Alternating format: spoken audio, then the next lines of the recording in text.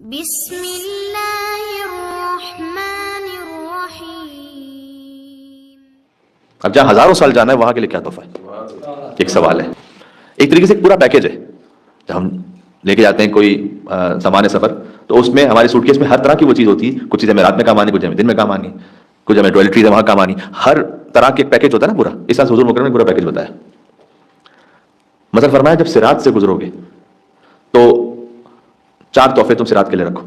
اس میں سے پہلا فرمایا اخلاص العمل، عمل کا خالص ہونا، یہ پورے صراط کا تحفہ ہے۔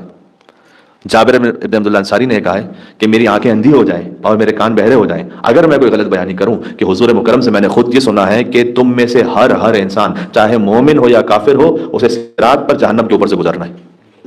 وَإِن مِّنكُمْ إِلَّا وَارِدُهَا، قرآن میں آیت ہے کہ وہ جو صراط ہے تو جہنمی بھی وہاں سے جائیں گے تو وہاں وہ جہنم میں رک جائیں گے، ختم ہو جائیں گے، لیکن جو جنتی ہیں انہیں بھی گزرنا ہے وہاں سے، اگرچہ کہ اللہ سبحانہ وتعالیٰ عذاب کی تکلیف کو لے لے گا ان سے، لیکن گزرنا ہے وہاں سے۔ اس گزارنے کی مصلحت کیا ہے؟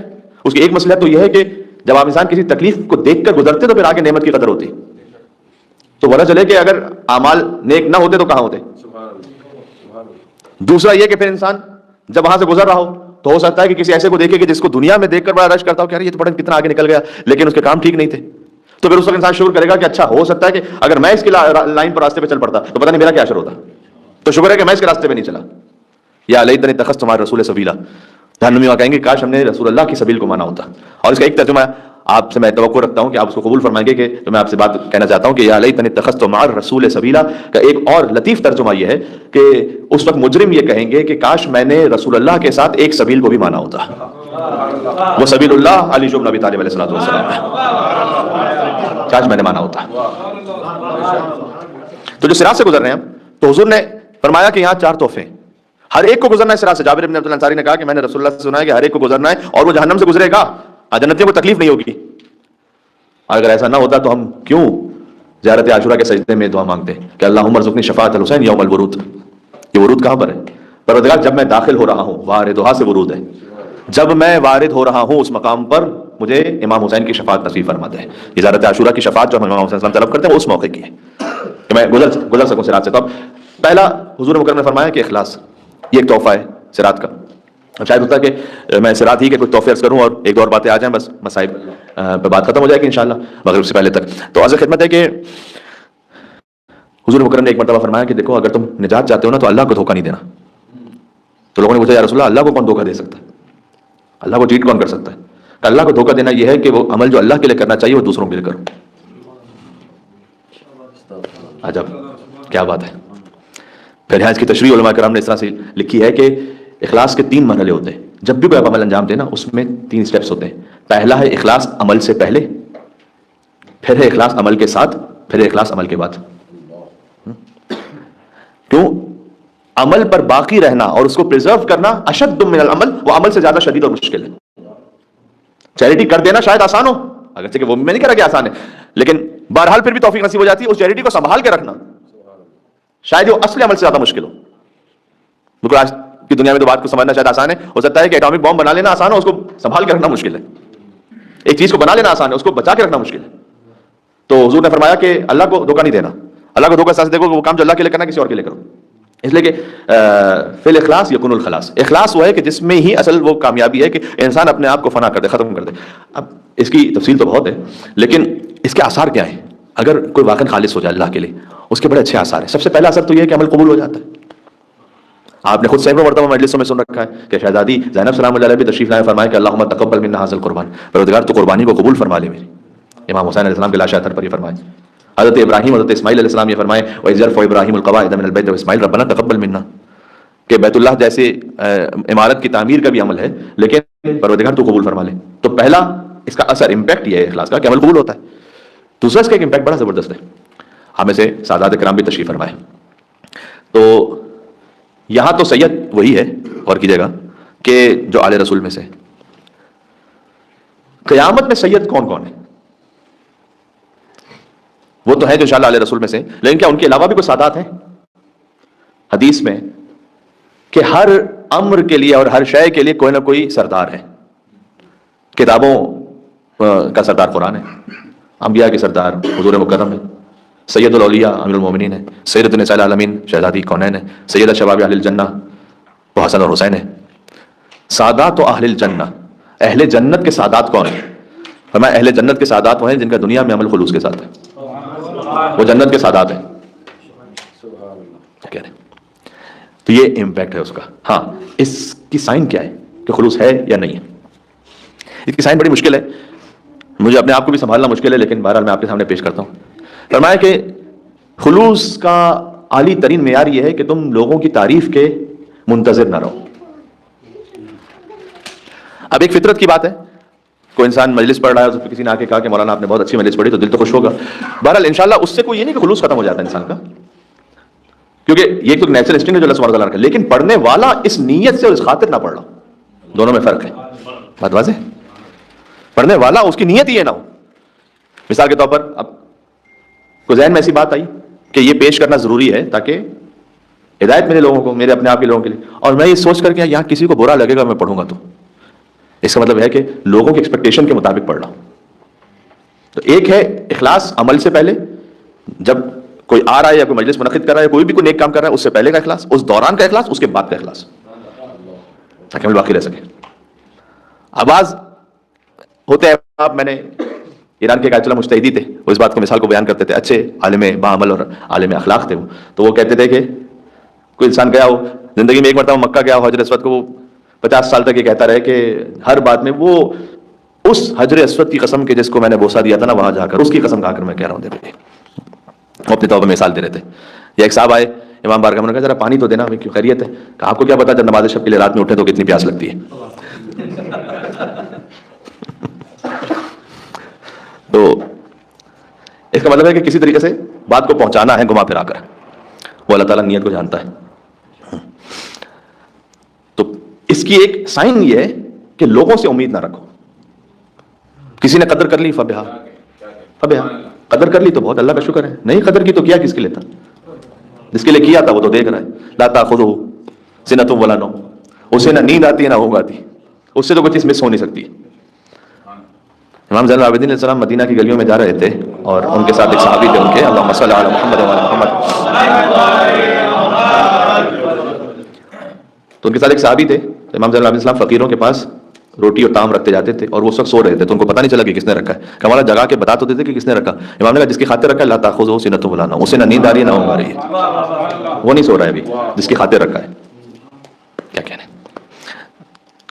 امیر؟ اچھا دوسری طرف سے یہ مذمت کا بھی یہ معاملہ، خالی تعریف کا نہیں۔ آپ نے کہا اللہ کے لیے کیا ہے، اور فرض کیجئے کہ کسی نے آ کر آپ کو اس پہ کوئی برا بھلا کہہ دیا، آپ بینی و بین اللہ کے ساتھ آپ کا معاملہ خالصانہ اور مخلصانہ ہے، پھر جناب امیر کی صفت بیان کی کہ انشاءاللہ نجف اشرف جائیے زیارت پہ، مولا کائنات کی، مولا کائنات کی زیارت کا بھی یہ جملہ ہے، اور دعائے ندبہ میں بھی اس کی جانب اشارہ ہے کہ لا تأخذہ فی اللہ لومۃ لائم، کہ اے علی آپ وہ ہیں کہ ملامت کرنے والوں کی ملامت آپ کو اللہ کے راستے سے ہٹا نہیں سکتی تھی۔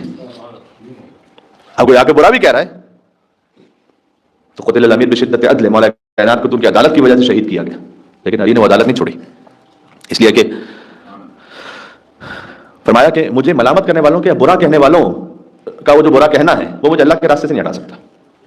تو میں مکمل کر لوں روایت کا یہ والا حصہ۔ حضور نے فرمایا صراط پر تمہیں 4 تحفے چاہیے، ایک اخلاص چاہیے، دوسرا حسن خلق چاہیے۔ اب حسن خلق کے بارے میں احادیث بھی بہت زیادہ ہیں، اس کے دنیاوی فوائد بھی بہت زیادہ ہیں، آخرت کے تو ہیں ہی، آپس میں محبت کا ہونا، دشمنیوں کا نہ ہونا، رزق کا بڑھنا، عمر کا اضافہ ہو جانا، حسن خلق کے یہ فوائد ہیں، بالخصوص گھر والوں سے حسن خلق، یہ بہت زیادہ اہم ہے۔ تیسرا فرمایا حضور نے صراط کا تحفہ ہے کثرت ذکر۔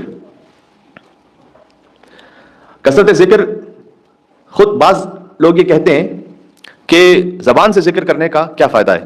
نہیں، اس کا بھی اپنا ایک فائدہ ہے، ایسا نہیں کہ اس کا فائدہ نہیں ہے۔ آپ کہہ رہے ہیں حسبنا اللہ و نعم الوکیل، سبحان اللہ والحمد للہ ولا الہ الا اللہ واللہ اکبر، ذکر زبانی کا فائدہ ہے کہ آپ کی روح آہستہ آہستہ وہ ذکر سیکھ جاتی ہے۔ لیکن مثال دوں میں آپ کو، ایک چھوٹا بچہ ہے، ماں باپ اور بالخصوص جب وہ مومن ماں باپ ہوتے ہیں تو ان کی بڑی تمنا ہوتی ہے ہمارا بچہ یا علی کا ہے۔ بچے کی ولادت ہوئی، چھوٹا بچہ بھی آہستہ آہستہ بڑا ہو رہا ہے، وہ کہیں گے بیٹا کہو یا علی، میں کہا یہ ہوئی، آپ اسی پہ خوش ہوگا، آپ کہیں گے بیٹا کہو یا علی یا علی یا علی، کہتے کہتے ایک موقع آئے گا ایسا جب آپ اس کے سامنے 200 بار 300 بار 500 بار ریپیٹ کریں گے کہ وہ کہے گا یا علی۔ جب وہ ایک مرتبہ یا علی کہے گا آپ کی ساری تھکن دور ہو جائے گی۔ مل کے یہاں سے وہاں تک مولا کائنات یا علی کے نام پر صلوات بھیج دیں، محمد و آل محمد صلی اللہ علیہ وسلم۔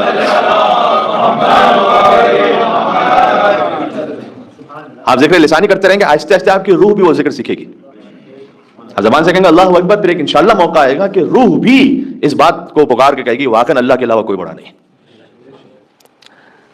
اس لیے ذکر کی عادت رکھیں، ذکر خدا، ذکر صلوات بر محمد و آل محمد، اس کے آثار ہیں۔ قرآن کریم میں ہر عبادت کے لیے اللہ تعالیٰ نے ایک لمیٹیشن لگائی ہے۔ نماز کے لیے اوقات بتائیں، اقیم الصلاۃ لدلوک الشمس، کہ نماز کو قائم کرو زوال آفتاب سے، یعنی جب ظہر کا جو وقت آتا ہے، الی غسق اللیل وقرآن الفجر، رات کے وقت کی نماز پڑھو اور فجر کے وقت کی نماز پڑھو۔ رمضان کے لیے روزوں کا بتایا، کتب علیکم الصیام کما کتب علی الذین من قبلکم لعلکم تتقون۔ حج ایک خاص موقع پر ہے۔ ذکر وہ عبادت ہے جس کے لیے کوئی لمٹ نہیں رکھی، کہا ذکرن کثیرا، بہت ہی زیادہ ذکر، کوئی لمٹ نہیں رکھی، بس اتنا 200 300 400 1000 2000 5000، ذکرن کثیرا۔ جب ذکر کثیر کی بھی کیا شان ہے، اہل بیت علیہ السلام سے ہمیں کیا کیا تحفے ملے ہیں واقعا۔ امام سے کسی نے پوچھا کہ مولا ذکر کثیر کیا ہے؟ وَإِذَا قُضِيَتِ الصَّلَاةُ فَانتَشِرُوا فِي الْأَرْضِ وَابْتَغُوا مِن فَضْلِ اللَّهِ وَاذْكُرُوا اللَّهَ كَثِيرًا، سورہ جمعہ۔ اللہ کا ذکر کثیر کرو، ذکر کثیر 1000 ٹائمز ہے، 10000 ٹائمز کتنا ہے؟ امام نے کہا ذکر کثیر میری دادی فاطمہ زہرا کی تسبیح ہے۔ کیا بات ہے، 34 مرتبہ اللہ اکبر، 33 مرتبہ الحمدللہ، 33 مرتبہ سبحان اللہ، تو کوانٹیٹیولی تو یہ بڑا کم لگ رہا ہے، مولا یہ ذکر کثیر ہے، کہا ہماری دادی فاطمہ زہرا سے منسوب ہے۔ سبحان اللہ، یہ پڑھ لو تو یہ ذکر کثیر کا مصداق ہو جائے گا۔ صراط پر 4 تحفے چاہیے، خلوص، حسن خلق، ذکر کثیر، پھر فرمایا احتمال الاذى، اللہ کی جانب سے اگر کوئی مصیبت امتحان آ جائے اسے تحمل کر لینا، شکوہ نہ کرنا۔ یہ جس کے پاس 4 نیکیاں ہیں اس کے پاس صراط کے تحفے پورے ہیں۔ اب ایک بات اور ہے، یہاں بات میں ختم کر رہا ہوں، جب آپ ٹریول کر رہے ہوتے ہیں نا تو آپ کے پاس کچھ ہو نہ ہو پاسپورٹ ہونا چاہیے۔ بات پہنچ رہی ہے؟ تو یہ تو سارے باقی ڈاکومنٹس ہیں، پاسپورٹ کہاں سے صراط پہ گزرنے کے لیے؟ آپ کہیں وہاں ایئرپورٹ پہ پہنچ کے میرے پاس اسٹوڈنٹ کارڈ ہے، میرے پاس میڈیکیئر کارڈ ہے، میرے پاس، وہ کہیں گے کہ آپ اسٹوڈنٹ ہیں تو آپ کا احترام ہے، آپ ٹیچر ہیں تو آپ کا احترام ہے، آپ کو ڈسکاؤنٹ بھی ہے، آپ کے لیے آسانی بھی ہے، کوئی ڈسیبل ہے تو اس کے لیے اسپیشل اسسٹنس بھی ہے، لیکن پاسپورٹ کہاں ہے؟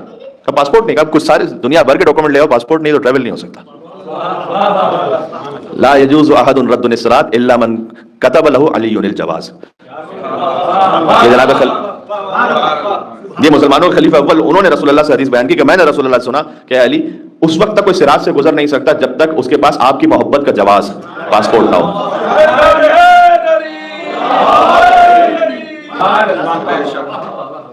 یہ ہے پاسپورٹ، تو باقی سارے وہ ڈاکومنٹس تھے، یہ ہے پاسپورٹ، یہ ہے تو پھر آگے باقی چیزیں چیک ہوں گی، یہ نہیں تو آگے چیک ہی نہیں ہونے والا معاملہ۔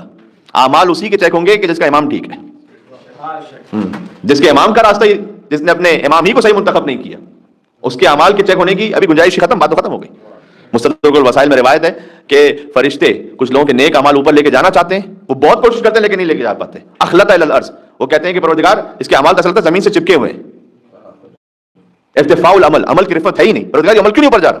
پھر وہ فرشتے خود جواب دیتے ہیں کہ پروردگار اس لیے عمل اوپر نہیں جا رہا کہ لیس لہ موالات علی بن ابی طالب، کیونکہ موالات علی بن ابی طالب نہیں ہے اس لیے عمل اوپر نہیں جا رہا، تو اس کے دنیا کے فائدے ملیں گے۔ ہو سکتا ہے کوئی چیریٹی کرا تو اللہ تعالیٰ نے دنیا کا کیسا رکھا ہے کہ اللہ تعالیٰ اس کا مال بڑھائے گا، لیکن عمل کی قبولیت کا معیار کیا ہے؟ یہ پاسپورٹ ہے۔